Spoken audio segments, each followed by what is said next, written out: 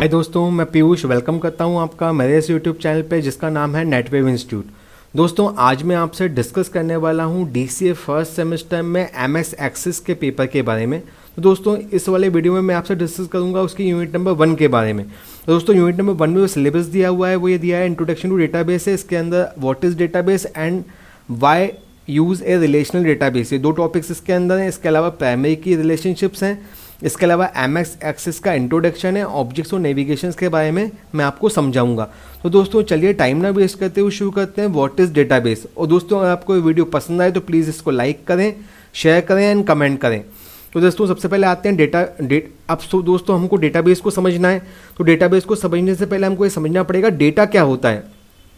तो अगर मैं एक आम शब्दों में बोलूं या एक मतलब छोटी सी डेफिनेशन के बारे में बात करूं तो data is a collection of homogeneous and heterogeneous units of information. मतलब डेटा एक कलेक्शन होता है होमोजीनियस और हेट्रोजीनियस यूनिट्स ऑफ इन्फॉर्मेशन का। अब दोस्तों, होमोजीनियस का मतलब एक जैसा और हेट्रोजीनियस का मतलब अलग अलग। मतलब डेटा कलेक्शन हो सकता है किसी भी फॉर्म डेटा कलेक्शन हो सकता है किसी भी फॉर्म्स के डेटा का। मतलब इस कलेक्शन के अंदर टेक्स्ट भी आ सकते हैं, नंबर्स भी आ सकते हैं, मीडिया भी आ सकता है, वीडियोस भी आ सकते हैं, ऑडियोज भी आ सकते हैं, और जितना भी डेटा एग्जिस्ट करता है वो सभी इसके अंदर आ सकता है। और ये कलेक्टिव फॉर्म में हमारा डेटा कहलाता है।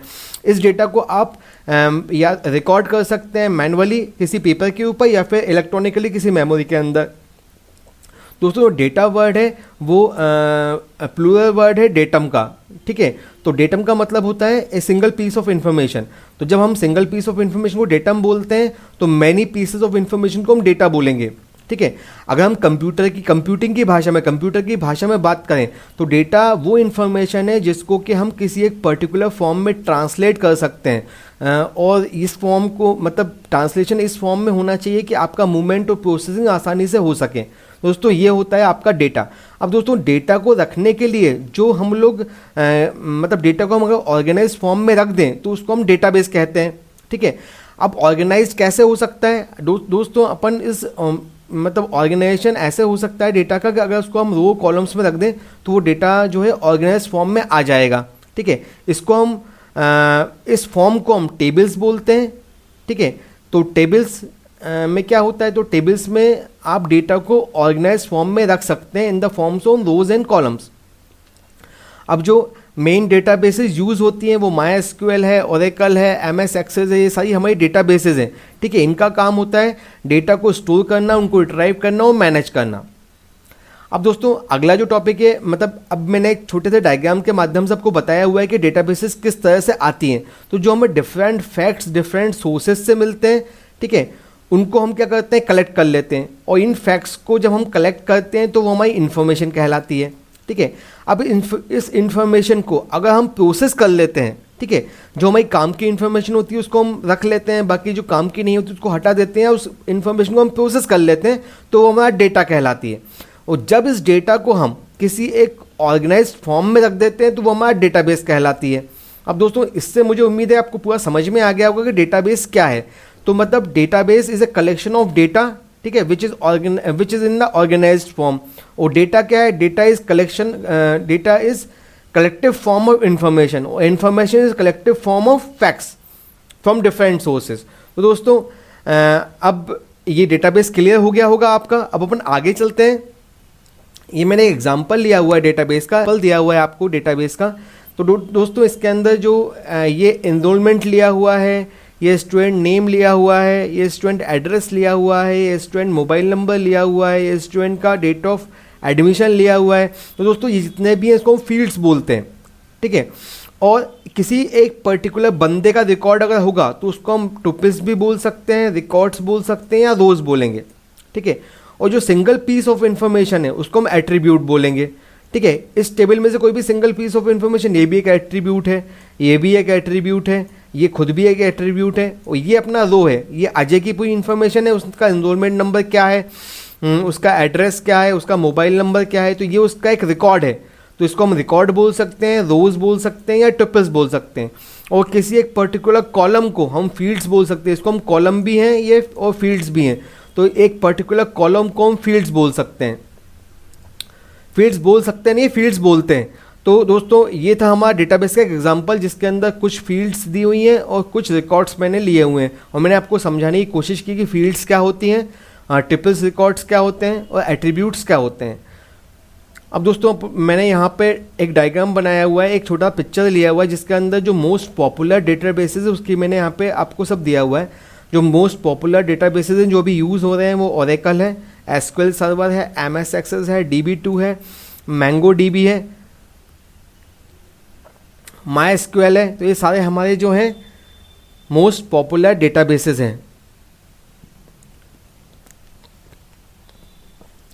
अब दोस्तों मैं आता हूँ डेटाबेस के कंपोनेंट्स के बारे में। तो डेटाबेस के 5 कंपोनेंट्स होते हैं, हार्डवेयर, सॉफ्टवेयर, डेटा प्रोसीजर और डेल डेटा एक्सेस लैंग्वेज। तो सबसे पहले हम लोग पढ़ते हैं हार्डवेयर के बारे में। तो दोस्तों जो भी फिजिकल डिवाइसेस हैं, ठीक है, वो हमारे सारे हार्डवेयर कहलाते हैं, ठीक है, जो डेटाबेस की हेल्प करते हैं, ठीक है। इसके अंदर आपका इलेक्ट्रॉनिक डिवाइस आ गया, कंप्यूटर आ गया, इनपुट आउटपुट डिवाइस आ गया, स्टोरेज डिवाइस हो गए, जितने भी डिवाइसेस फिजिकल डिवाइसेस हैं वो सारे हमारे हार्डवेयर कहलाते हैं, ठीक है।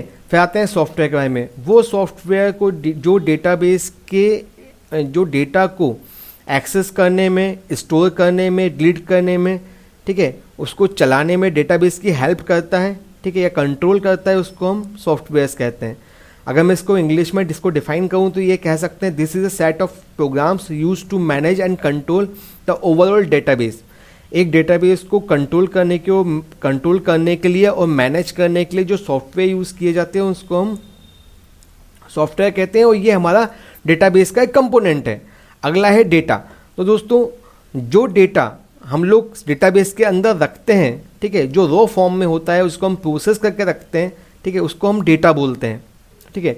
अगर इसको मैं इंग्लिश में डिफाइन करूं तो data is a raw and unorganised fact that is required to be processed to make it a meaningful data, can be simple at the same time unorganized unless it is organized, ठीक है। तो दोस्तों ये था हमारा data. Generally data comprise facts, observations, perceptions, numbers, characters, symbols, images etcetera. मतलब data के अंदर कुछ भी हो सकता है, फैक्ट्स हो सकते हैं, ऑब्जर्वेशंस हो सकते हैं, परसेप्शंस हो सकते हैं, नंबर्स हो सकते हैं, कैरेक्टर्स हो सकते हैं, सिंबल्स हो सकते हैं, इमेजेस हो सकती हैं और भी बहुत सारा डेटा, जो भी ऑडियो वीडियो फाइल्स जो कुछ वो सब डेटा के अंदर इंक्लूड हो सकता है। तो दोस्तों कंपोनेंट्स में हार्डवेयर हो गया, मैंने बता दिया है आपको, सॉफ्टवेयर हो गया, डेटा हो गया। अगला टॉपिक है प्रोसीजर। तो दोस्तों प्रोसीजर भी डेटाबेस का कंपोनेंट होता है। अब प्रोसीजर का मतलब क्या होता है, वो सेट ऑफ इंस्ट्रक्शंस, वो कोड जो कि DBMS को हेल्प करता है। किस फॉर्म में हेल्प करता है कि आप अपने डेटा को स्टोर कर सकें, रिट्राइव कर सकें और जो भी दूसरी प्रोसेस हैं, दूसरे जो काम है वो आप कर सकें। तो ऐसे सेट ऑफ इंस्ट्रक्शंस को हम प्रोसीजर्स बोलते हैं। फिर अगला आता है डेल डेटा एक्सेस लैंग्वेज। तो वो लैंग्वेज जिससे कि आप DBMS के अंदर डेटा को एक्सेस कर सकें, इंसर्ट कर सकें, अपडेट कर सकें, ऐसी लैंग्वेजेस जो हैं वो हमारा डेटाबेस के कंपोनेंट्स होती हैं। तो दोस्तों ये थे हमारे डेटाबेस के components, hardware, software, data procedure and डेल डेटा एक्सेस लैंग्वेज। चलिए दोस्तों आगे चलते हैं। अब मैं बताता हूँ आपको DBMS क्या होता है। तो दोस्तों DBMS एक सॉफ्टवेयर है, एक कलेक्शन ऑफ प्रोग्राम्स है जो कि डेटाबेस के अंदर डेटा को स्टोर करने, रिपोर्ट जनरेशन, फॉर्म जनरेशन में डेटा की में हेल्प करता है। किसकी हेल्प करता है? हमारी हेल्प करता है, ठीक है। तो एक कलेक्शन ऑफ प्रोग्राम्स हो गया जो डेटा को इंसर्ट करने में, अपडेट करने में, डिलीट करने में, रिपोर्ट जनरेशन करने में, डेटा को रिप्रेजेंट करने में हमारी हेल्प करता है, ठीक है। इसको 1960 में पहली बार इम्प्लीमेंट किया गया था। जो मेन डेटा बेसेस हैं जो भी यूज़ में हैं वो हैं MS एक्सेस, ओरेकल, MySQL, ये कुछ पॉपुलर DBMS टूल्स दिए हुए हैं, ठीक है।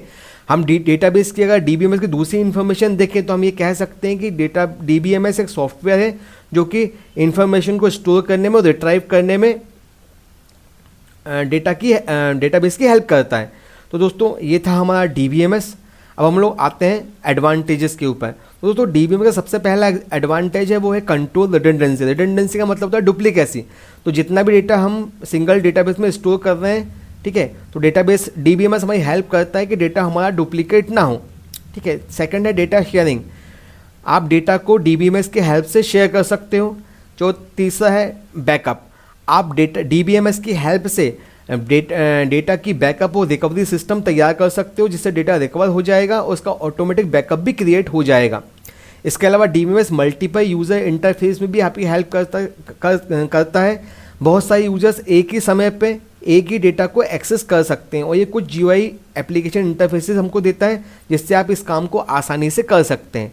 अब दोस्तों अपन लोग आते हैं डिसएडवांटेजेस के ऊपर।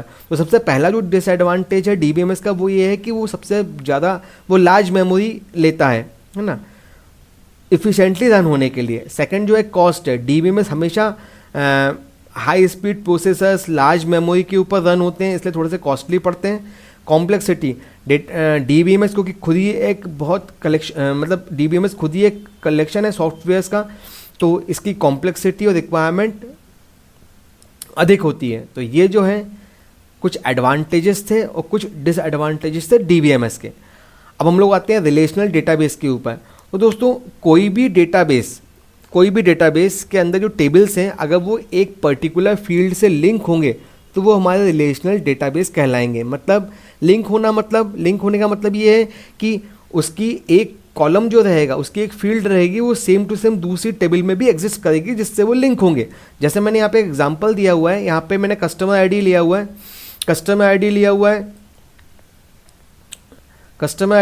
है, ठीक है, कंपनी लिया हुआ है, नेम लिया हुआ है, कंपनी का एड्रेस लिया हुआ है।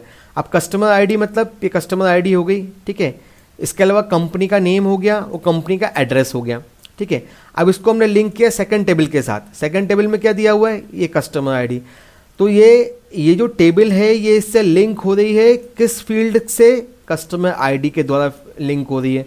तो इसलिए ये हमारा रिलेशनल डेटाबेस कहलाएगा। मतलब जब भी एक डेटाबेस दूसरी डेटाबेस के साथ लिंक होता है किसी एक पर्टिकुलर फील्ड को लेकर, तो वो हमारा रिलेशनल डेटाबेस कहलाता है।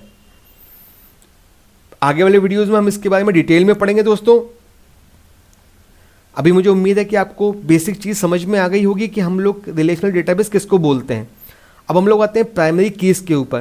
तो दोस्तों DBMS के अंदर बहुत सारी कीज़ होती हैं। कीज़ मतलब हर रिकॉर्ड को आइडेंटिफाई करने के लिए एक यूनिक हमको आइडेंटिटी चाहिए पड़ती है, उस आइडेंटिटी को हम कीज़ बोलते हैं। मतलब अगर मैं सिंपल सी बात करूं तो मैं कह सकता हूं, एक सिंपल डेफिनेशन में मैं कह सकता हूं कि primary key are identifies every record in a table uniquely. हर टेबल में रिकॉर्ड को आइडेंटिफाई करने के लिए जिस यूनिक इन्फॉर्मेशन की रिक्वायरमेंट होती है वो हमारी कीज़ कहलाती हैं, ठीक है। प्राइमरी कीज़ अपने कॉलम्स में ऐसी वैल्यू रखता है जो कि पूरे उस कॉलम में यूनिक रहती है, ठीक है। जैसे कि स्टूडेंट की आईडी, अगर स्टूडेंट का इनरोलमेंट नंबर वहाँ पे एग्जिस्ट करता है और वो अगर प्राइमरी की है तो वो पहली बात तो यूनिक रहेगा, मतलब उसका रिपीटेशन नहीं होगा। सेकंड थिंग कि वो नल नहीं रहेगा, मतलब उसको खाली नहीं छोड़ा जा सकता, ठीक है। तो ये दो इसकी मेन प्रॉपर्टी होती है प्राइमरी की कि जो भी कॉलम है अगर वो प्राइमरी की है तो ना तो वो एम्प्टी रहेगी, ठीक है, और ना वो डुप्लीकेट होगी, मतलब यूनिक रहेगी और एम्प्टी भी नहीं रहेगी। कोई डुप्लीकेट वैल्यू इसके अंदर एग्जिस्ट नहीं कर सकती और एक टेबल के अंदर एक ही प्राइमरी की होती है, ठीक है। तो एक ही प्राइमरी की होती है मतलब कि कोई भी टेबल रहेगी तो उसके अंदर एक ही प्राइमरी की होगी। ऐसा हो सकता है कि दो फील्ड्स को हम कंबाइन करके भी प्राइमरी की बना लें। अगर हम दो फील्ड्स को कंबाइन करके प्राइमरी की बनाते हैं तो वो हमारी कंपोजिट प्राइमरी की कहलाती है, ठीक है। जैसे कि एग्जांपल में मैंने यहाँ पे लिया हुआ है एनरोलमेंट नंबर ऑफ स्टूडेंट, ठीक है। तो ये मैं आपको बताना चाहता हूँ, जैसे कि यहाँ पे लिया हुआ है, अब यहाँ पे ये स्टूडेंट जो आईडी है ये मेरी प्राइमरी की है। अब ये जो है ये यूनिक रहेगी, ठीक है, ये डुप्लीकेट नहीं होगी और ये किसी भी रो के अंदर खाली नहीं छूटेगी, नल नहीं होगी, ठीक है। इसके द्वारा ही, इस की को लेकर ही हम इस रिकॉर्ड को आइडेंटिफाई कर सकते हैं। हो सकते हैं यहाँ पे दो जिम नाम के व्यक्ति हों लेकिन दोनों की आइडेंटिटी अलग अलग रहेगी, दोनों की प्राइमरी की अलग अलग रहेगी, दोनों को अलग अलग आइडेंटिफाई किया जा सकता है। तो दोस्तों ये था हमारे प्राइमरी की का कॉन्सेप्ट। चलिए अब आगे बढ़ते हैं। अब अपन लोग आते हैं MS एक्सेस के ऊपर। तो दोस्तों मैंने जैसे आपको बताया था कि MS डेटाबेस DBMS जो हैं क्या होते हैं। MS एक्सेस सबसे पहली बात तो DBMS है। अब DBMS क्या होते हैं, DBMS एक स्पेशल सॉफ्टवेयर्स होते हैं जो कि डेटाबेस के अंदर डेटा को स्टोर करने में, मैनेज करने में, रिट्राइव करने में, डिलीट करने में हमारी हेल्प करते हैं। तो माइक्रोसॉफ्ट एक्सेस जो है वो एक DBMS है और ये एक RDBMS भी है, रिलेशनल डेटाबेस मैनेजमेंट सिस्टम। मतलब इसके अंदर जो रिलेट किए गए डेटाबेस हैं, रिलेशनल डेटाबेस हैं, उनको भी हम ऐड कर सकते हैं, उनको भी हम ले सकते हैं। तो MS एक्सेस एक DBMS है और RDBMS है, इसको जो है माइक्रोसॉफ्ट ने बनाया है। ठीक है, ये आपका खुद का इंजन यूज़ करता है। ठीक है, ये मतलब कंबाइन होता है माइक्रोसॉफ्ट जेट डेटाबेस इंजन से। ठीक है, ये इंजन क्या होता है, ये अपन कह सकते हैं कि एक सॉफ्टवेयर है जो कि माइक्रोसॉफ्ट एक्सेस के साथ अटैच रहता है। ठीक है, ठीक है। इसके अलावा MS एक्सेस के अंदर ग्राफिकल यूज़र इंटरफेस रहता है, जिसके अंदर हम जिसके हेल्प से आप रिपोर्ट्स बना सकते हो, फॉर्म्स बना सकते हो, और इसके खुद के सॉफ्टवेयर डेवलपमेंट टूल्स भी होते हैं। तो एक्सेस क्या है, access is a combination of GUI, software development tools and database. ये सब मिलकर हमारे एक्सेस को बहुत इंटरेस्टिंग बनाते हैं।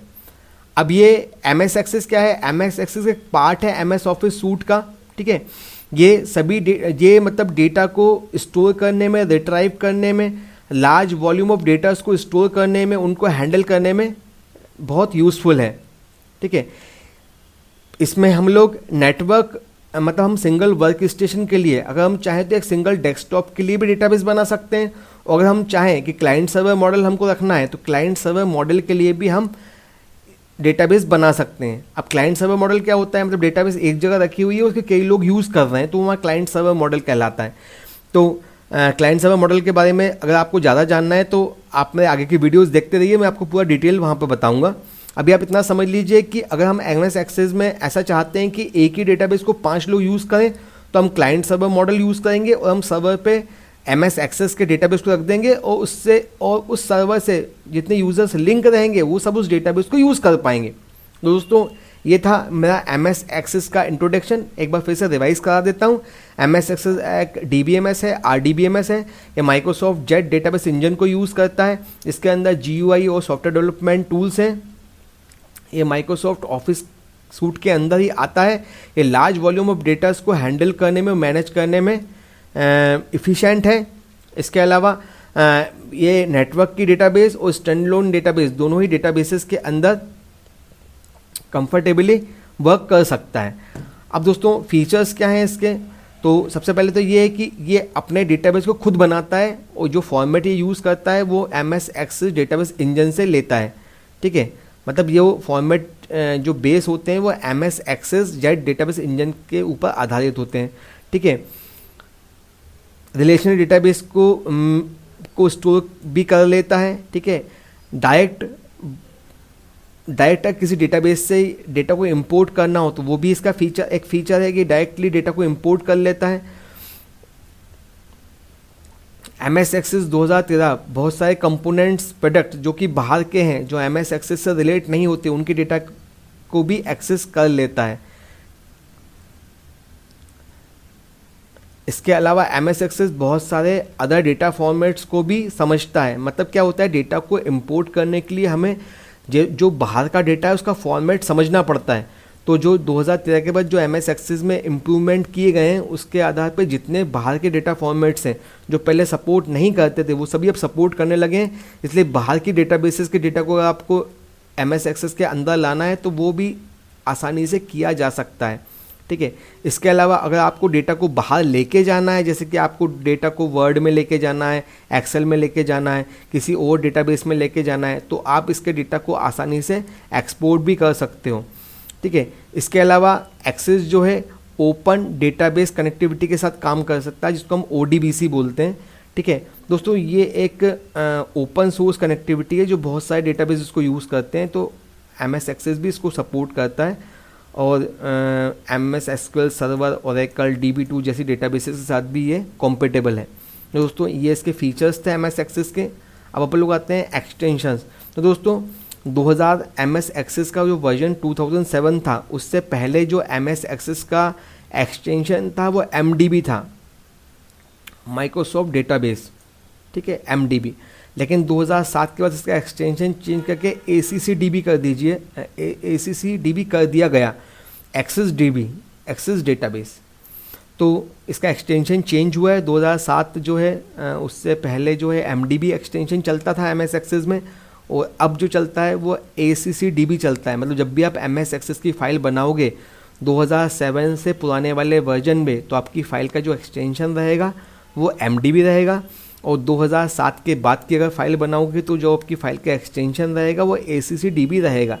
अब दोस्तों इसमें क्या है, 2007 के पुराने वाले 2007 जो नया वाला वर्जन है वो पूरी पुरानी वाली डेटाबेसेस को तो रीड कर सकता है, पर पुराना वाला वर्जन नई वाली डेटाबेस फाइल को रीड नहीं कर सकता। मतलब अगर आपने ACCDB फाइल आपने कहीं बनाई हुई है और उसको आप 2006 वाले वर्जन में MS एक्सेस के अंदर खोलना चाहते हो तो वो नहीं खुलेगी, क्योंकि वो सपोर्ट उसको नहीं करती है। लेकिन अगर आपने कोई फ़ाइल 2006 वाले में बनाई हुई है और उसको 2007 में खोलना चाहते हो तो वो आपकी फ़ाइल आसानी से खुल जाएगी, क्योंकि वो न्यू वर्जन को सपोर्ट, मतलब न्यू वर्जन पुरानी फाइल्स को सपोर्ट करता है।